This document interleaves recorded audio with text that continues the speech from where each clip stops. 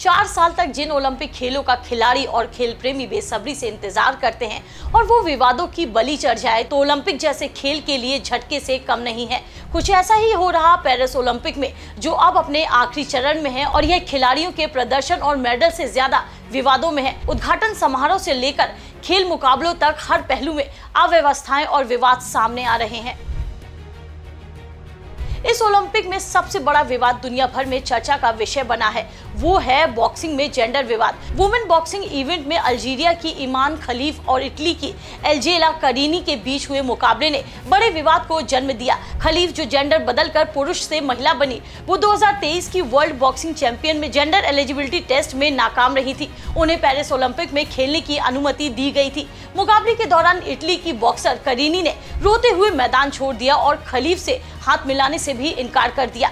इस विवाद ने इंटरनेशनल ओलंपिक कमेटी को स्पष्टीकरण देने को मजबूर कर दिया।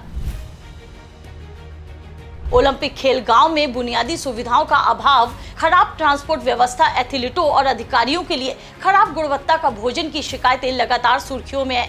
यहां तक कि आउटडोर वाटर स्पोर्ट्स के आयोजन स्थल सीन नदी में प्रदूषण का स्तर भी बढ़ा हुआ पाया गया, जिससे पर्यावरण की चिंता भी बढ़ी है।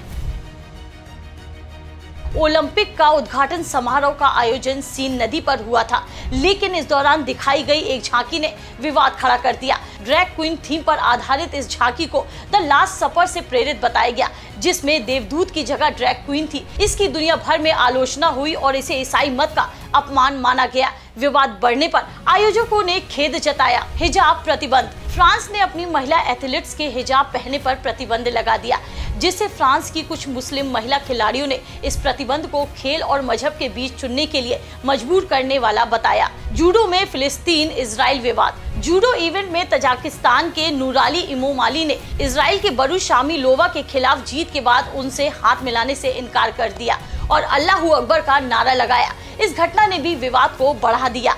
स्विमिंग में विवाद। स्विमिंग में ब्रिटिश स्विमर ल्यू ग्रीनबैंक को अयोग्य घोषित कर दिया गया, जिससे विवाद खड़ा हो गया। इसी इवेंट में चीन के तैराक जू जियाओ की अचानक गैर मौजूदगी ने भी कई सवाल खड़े कर दिए। पेरिस ओलंपिक विवादों के कारण खेल प्रेमियों की उम्मीदों पर खरा नहीं उतर पाया।